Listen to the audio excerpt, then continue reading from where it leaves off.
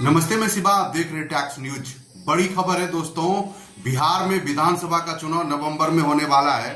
उनसे पहले तीसरा विकल्प के तौर पर बिहार में प्रशांत किशोर बड़ी तेजी से उभर रहा है। ये बात मैं नहीं कह रहा हूं, ये बात नेता पक्ष और प्रतिपक्ष बिहार के दोनों सदन के नेता बड़े ही व्यापक रूप से इस बयान को रखने में काफी ज्यादा जोर शोर से अपनी आप को पीला गमछी और पांडे पांडे करते नजर आते हैं।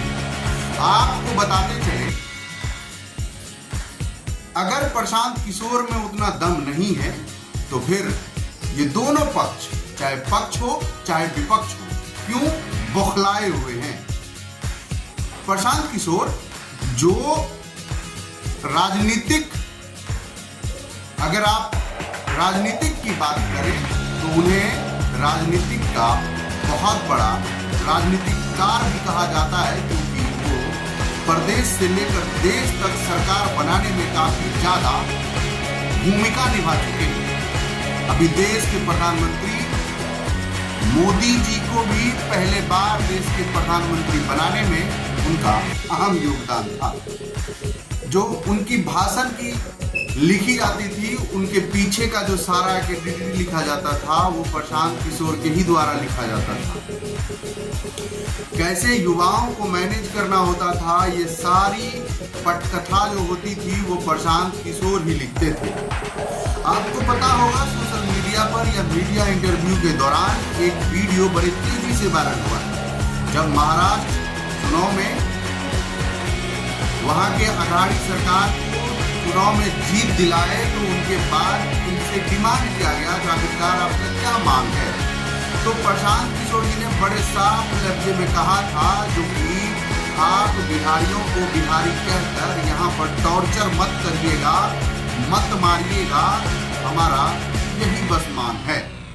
लेकिन उनके बाद भी इन सब रवैयों पर जब सुधार नहीं हो पाया तो प्रशांत किशोर ने ये बेरा उठाया, जो आखिरकार क्यों नहीं बिहार का ही सरकार को बदल दिया जाए और बिहार में व्यापार करने वाले इंडस्ट्रीज को मजबूर कर दिया जाए। जो बिहार में अगर तुम्हारी मैन्युफैक्चरिंग नहीं है तो तुम यहाँ पर अपना प्रोडक्ट नहीं बेच सकते हो।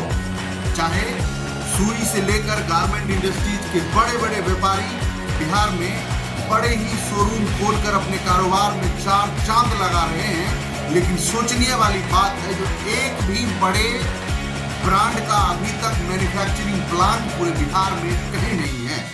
प्रशांत किशोर इसी चीज का दावा पूरे गांव, क्षेत्र और शहर में घूम घूम कर कह रहे हैं, जो कि अगर जनस्वराज की सरकार बनते हैं तो साल और 1.5 साल के अंदर में यहाँ की युवाओं को जो 10 से 15 हजार नौकरी के लिए बाहर जाते हैं उनको नहीं जाना पड़ेगा, इंडस्ट्रीज यहाँ लगाना पड़ेगा।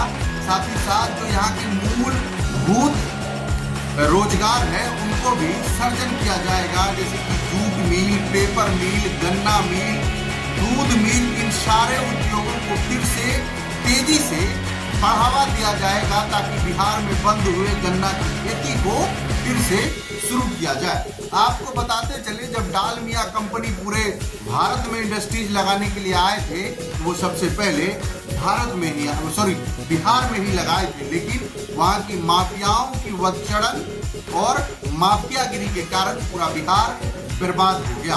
प्रशांत किशोर एक बार फिर से उन्हीं दावाओं के साथ वापस बिहार को उसी राह पर लाना चाह रहे हैं, जो कि आप लोग जाति के नाम पर मत बटिए, जाति के नाम पर वोट मत करिए, क्योंकि जब आप बिहार से बाहर जाते हैं आप सिर्फ बिहारी के नाम पर मारे जाते हैं, आपको टॉर्चर किया जाता है। इन सब बातों की दावाओं के पीछे का क्या सच है ये तो नवंबर में ही पता चलेगा। बाकी नेक्स्ट वीडियो के लिए बना रहिए, तब तक के लिए शुक्रिया।